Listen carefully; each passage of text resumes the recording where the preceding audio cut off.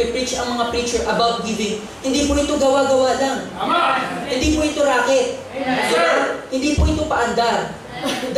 That's why, kung titingnan natin from the Bible, giving is a command from the Lord. Kaya po mga kapatid, lagi natin tatandaan, ang pagbibigay dapat, hindi natin dapat isipin na, ay, giving na naman. Ay, giving na naman ang pag-uusapan, kayo-kayo na lang. Paandar lang yan eh. No. Giving is a command from the Lord. At tingnan po natin mabuti. Ang pinatawag ni Moses doon sa mga Israelites, all the congregation. Ibig sabihin, wala siyang pinili na requirements ko na dapat. Ang requirements ko is educational background. Ang requirements ko dapat ay yung mga malalaki ang sweldo. Hindi po. The command of giving is for all. Di ba po? So that means giving is a clear will of God. Dapat po nating maunawaan at matutunan para maging malinaw sa atin ang cheerful giving na ito ay command ng Panginoon. Minsan, kaya pala hindi malinaw sa atin ang usapin pagdating sa giving because akala natin ito'y paandar lang. Di ba?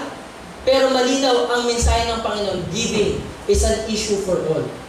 Amen po? Ngayon po, tingin po tayo dito na po sa verse 5.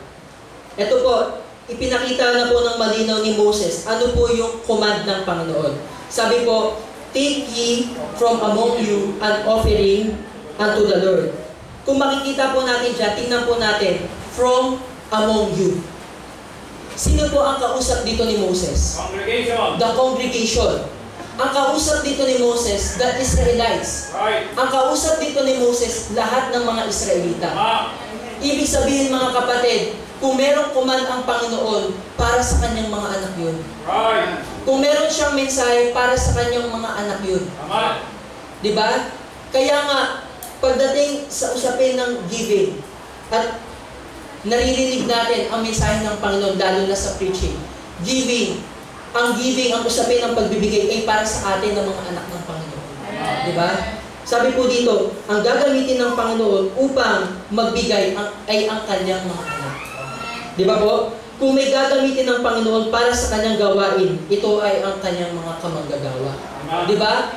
Ang inutusan ng Panginoon dito, hindi yung Amorites. Right. Hindi yung mga kalaban. Hindi Jebusites. Ang inutusan ng Panginoon dito, mga Israelites. Hindi rin parasite. Hindi rin parasites. Di ba? Ang inutusan ng Panginoon, yung kanyang mga anak. Mga kapatid, kapag po tayo nakakarinig ng mensahe about giving, dapat tanggapin po natin ito ng malinaw. Bakit? Tayo po yung anak ng Panginoon. Kung meron po siyang gagamitin para sa kanyang gawain, tayo po ng mga kamanggagawa ng Panginoon. Amen po? So giving is a ministry for all. Ngayon tingnan po natin, balik po tayo dito sa verse 5. Sabi po dito, take ye from among you an offering unto the Lord. Ang i-highlight naman po natin dito, yung words na take ye. Pag sinabi po natin take ye, kunin natin from among you.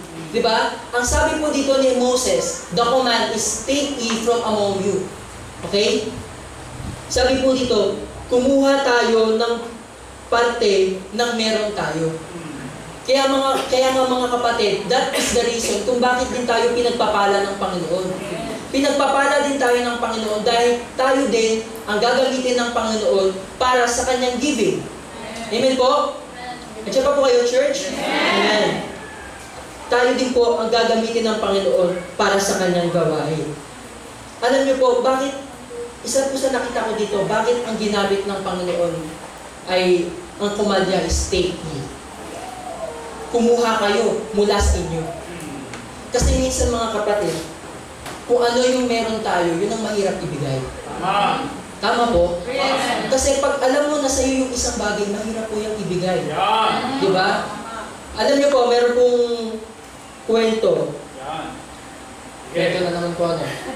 Meron po kwento po ng isang bata po na pupunta po siya ng Sunday school.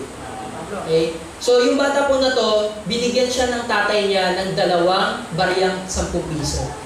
Okay? Sabi ng tatay niya sa kanya, anak, Okay, meron kang bibigyan kita ng 10 piso. Gagawin mo, pagpunta mo ng church, yung isang 10 piso, ilalagay mo sa offering box. Kasi offering mo yan sa Panginoon.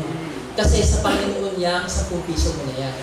At yung isang 10 piso, after yun ng Sunday school, pwede kang bumili ng ice cream. Diba? Pag may dumaan na nagtitinda, pwede kang bumili ng shake. O pwede kang bumili ng merienda. And then, tuwang-tuwa naman po itong bata kasi meron na siyang i-offering, meron pa siyang pagkain. Diba? So, habang naglalakad po itong bata na to papunta sa church, ang nangyari po, yung isang 10 piso nahulog. At nahulog po doon sa may drainage sa kanal. So, nakita niya yung kanyang 10 piso, wala na. Nawala na. Ngayon, nung nahulog yung 10 piso na to, tumingin siya sa baba, tapos unti-unti siyang tumingin sa taas. Sabi niya, Lord, paano ba yan? Wala na yung 10 piso mo. Ibig sabihin, may 10 piso pa siya para pambili ng ice cream niya.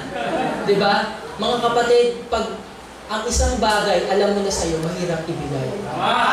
Diba? Pero gusto po nating maging malinaw ngayon na parehas na yung 10 piso na yun ay sa Panginoon. Diba? Kaya nga sabi dito ni Moses, take ye from among you. Bakit? Kasi mahirap ibigay yung bagay niya sa'yo. Pero nais ng Panginoon na makita natin, we are only stewards sa meron tayo.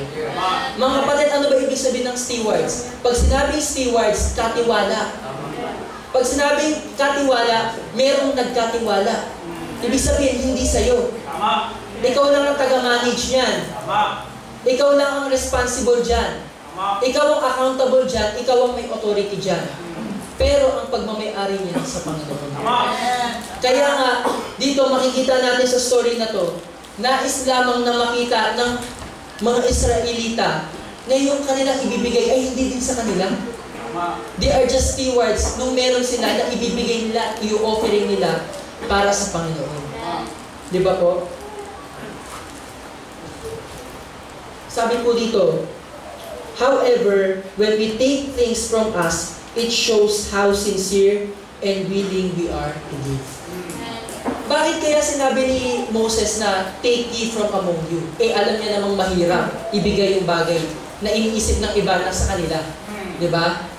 Pero makikita po natin dito, kapag willing ka na ibigay yung bagay na meron ka, pinapakita mo lamang kung gaano ka sincere doon sa ibibigay mo.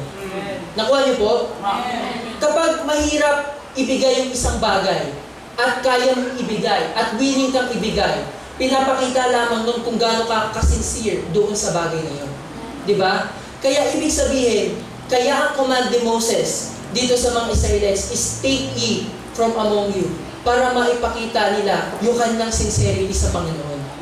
Yung kanilang sincerity sa kanilang pagbibigay, sa kanilang giving. Yung kanilang obedience. Diba? Dahil, bakit ba kailangan ng Panginoon? Bakit ba kailangan ng Panginoon yung willing? Bakit kailangan ng Panginoon yung sincere? Diba? Kasi ang gusto ng Panginoon, willing na puso. At kapag ang puso ay willing, it is a cheerful giving. Di ba po? At kapag cheerful giving, God loveth a cheerful giver. Mas gusto at mas nalulugod ang Panginoon kapag ang giving ay nasa puso. Kapag ang giving ay willing. Kapag ang giving ay cheerful. Di ba po? Kaya sabi ni Moses dito, take ye from among you an offering unto the Lord. At dito po tingnan natin, ano po yung sumunod?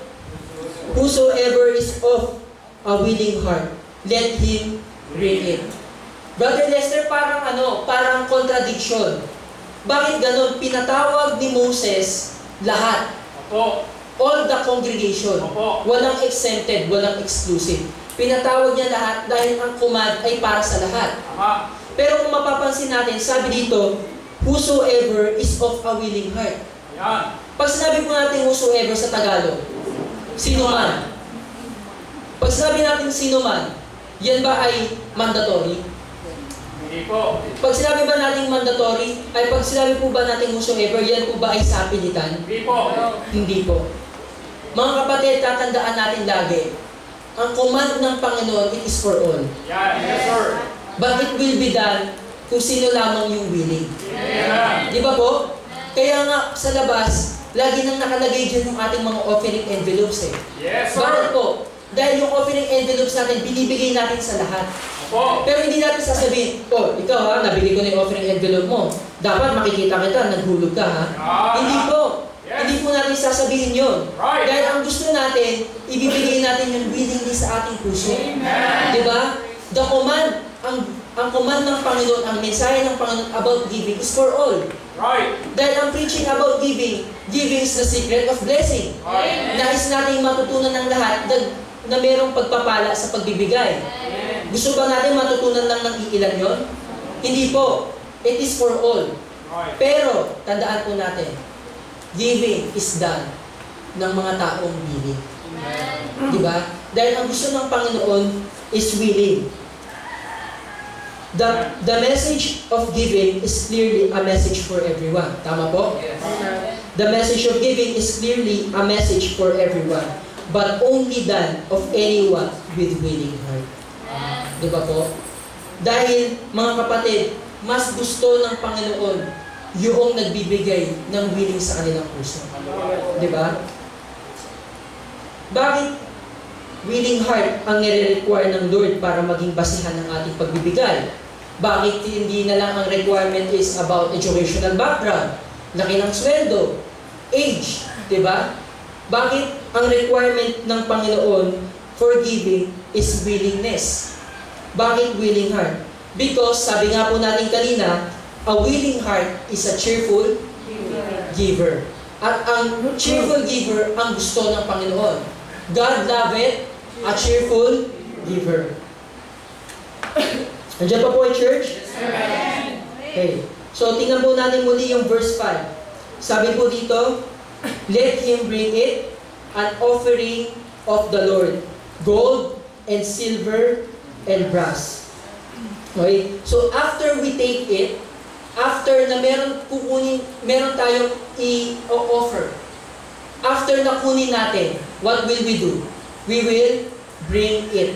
Di ba ang linaw nung command? Take ye from among you an offering. At sabi doon sa may last part, and let him bring it. Di ba? Our offering, yan ay dinadala natin sa Panginoon because that is a command. Yes. Pero, hindi lang natin dadalhin ito or hindi lang natin ito ibibigay dahil command. Gagawin natin ito because we are willing sa ating puso. Amen. So, kung titingnan po natin from verse 6 to verse 19, kasi po, in-skip natin ito kanina eh. Ano po kung babasahin natin yung verse 6 to verse 19? Pinakita dito ng specific kung ano yung mga pwede nilang i-offer. Tama? Kasi makita natin dyan, in verse 6, and blue and purple, and scarlet, and fine linen, and goat's hair. And verse 7, and verse 8, and so on and so forth, hanggang verse 19. Bakit? Ano po ba, bakit po nag-utos ng ganito ang Panginoon sa mga Israelites? Dahil, ang work ng Panginoon is a tabernacle. Yan po yung nais ng Panginoon na mangyari. Nais na maging product nitong offering at tabernacle. Tulad po natin ngayon. Ngayon, nagnanais tayo or nag-aim tayo for bigger place. Diba? Ngayon, nag-aim tayo para sa ating land and ating building. Para kung tutusin, kung titingnan natin, yung situation natin in the present, situation din nila noon. Right. Diba? They are aiming for a bigger place. They are aiming for a land and building. Okay? For a tabernacle. Pero, makikita natin dito, from verse 6 to verse 19, lahat ng pwede nilang ipa-offering at pinapa-offering ng Panginoon, malinaw na binanggit. Di ba po? Malinaw po na binanggit. Ano po makikita po natin dito?